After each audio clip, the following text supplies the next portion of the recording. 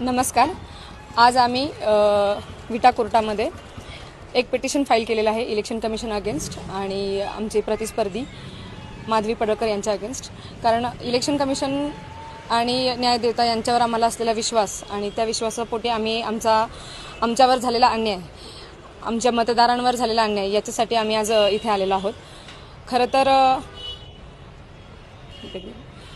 खरं तर इलेक्शनच्या पूर्ण प्रोसेस दरम्यान आमच्यावर झालेली अन्याय म्हणण्यापेक्षा अन्याय तर झालाच, पण त्याच्याबरोबर झालेली हुकुमशाही, दडपशाही आणि ज्या प्रकारे इलेक्शन व्हायला हवं होतं त्या प्रकारे न होता फक्त आणि फक्त एका लोकांनी आमच्यापर्यंत येऊ नये, त्यांना जो दिलेला त्रास आहे आणि इलेक्शन हे फेअर नाही झालेलं आहे. हे कसं नाही का झालं नाही, कसं नाही झालंय, त्याच्या सगळे पुरावे आम्ही लोकांसमोर मांडलेले आहेत आणि आज आम्ही विटा कोर्टामध्ये येऊन आमची पूर्ण याचिका दाखल केलेली आहे. येणाऱ्या काळामध्ये आम्हाला न्यायदेवतेवर पूर्ण विश्वास आहे आणि मतदार राजांना आम्हाला न्याय मिळवून द्यायचा आहे. जिथे जिथे अन्याय होईल तिथे तिथे आम्ही नेहमीच आतापर्यंत उभे राहिलेलो आहोत आणि येणाऱ्या काळातही आम्ही तसेच उभे राहणार आहोत. फक्त आणि फक्त इलेक्शन कमिशन आणि प्रशासन याच्यामध्ये या दोघांकडूनही आम्हाला खूप अपेक्षा होत्या, पण गेल्या काळामध्ये आम्ही त्यांच्याकडे खूप वेळा प्रयत्न केले त्यांच्यापर्यंत पोहोचण्याचा, पण आम्हाला तिथे काही प्रतिसाद नाही मिळाला. त्यामुळे शेवटचा पर्याय म्हणून आम्ही आज इथे कोर्टामध्ये याचिका दाखल केलेली आहे आणि येणाऱ्या काळामध्ये नक्कीच आम्हाला अपेक्षा आहे न्याय मिळेल.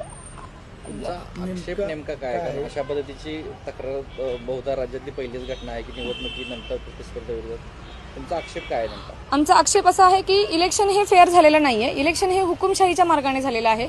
लोकांना दडपशाही केलेली आहे, लोकांना डोक्यावर बंदुकी ठेवलेल्या आहेत आणि ही प्रक्रिया ही फेअर पद्धतीने झालेली नाहीये. जर फेअर पद्धतीने इलेक्शन होत नसेल तर मग मतदार राजाचा जो हक्क आहे, संविधानाने जो मतदार राजाला दिलेला हक्क आहे, तो जर व्यवस्थितपणे मांडता येत नसेल, त्यांना जर दबावाखाली जर मतदान करावं लागत असेल तर ते मतदान हे खरं फेअर नाहीये. आणि गेला काळ हा जर असाच जर होत असेल तर येणारा काळ कसा असेल आणि लोकांना त्यांचा हक्क जर बजावता येत नसेल तर मग ही इलेक्शन प्रोसेस होण्यात काही अर्थच नाहीये. त्यावेळी तक्रार संबंधित पोलीस स्टेशनला दिली होती का? प्रत्येक वेळी आम्ही तक्रार दिलेली आहे. प्रशासनाने जर त्यावेळी जर दखल घेतली असती तर मला वाटतं ही परिस्थिती आणि ही वेळ आता आमच्यावर आली नसती. आणि माझ्यावर विश्वास ठेवून ज्या लोकांनी आज हळहळ व्यक्त केलेली आहे त्या लोकांना मला न्याय द्यायचा आहे. न्यायासाठी मला जिथे जिथे जावं लागेल तिथे तिथे मी प्रयत्न करणार आहे आणि माझ्या लोकांना मला न्याय मिळवून देण्यासाठी मी येणारच आहे. नेमका त्रास कशा पद्धतीने देत होता? त्रास हा अतिशय अमानुष झालेला आहे. म्हणजे फक्त असं नाहीये की एका व्यक्तीला त्रास झालेला आहे.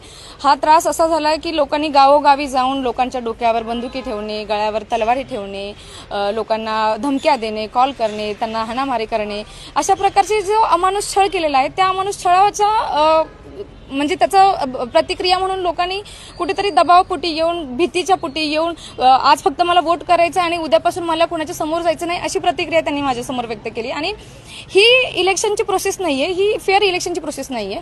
जर इलेक्शन होत राहिलं तर लोकांना जो मतदानाचा अधिकार आहे, मतदानाचा हक्क आहे, तो व्यवस्थितरित्या बजावता येतच नसेल तर इलेक्शन होणं चुकीचं आहे. याचिकेमध्ये तुम्ही सर्व दाखल केलेलं हे सर्व मी याचिकेमध्ये त्यांनी केलेले गुन्हे आहेत त्या गुन्ह्याचे पुरावे सहित मी याचिकेमध्ये दाखल केलेले आहे.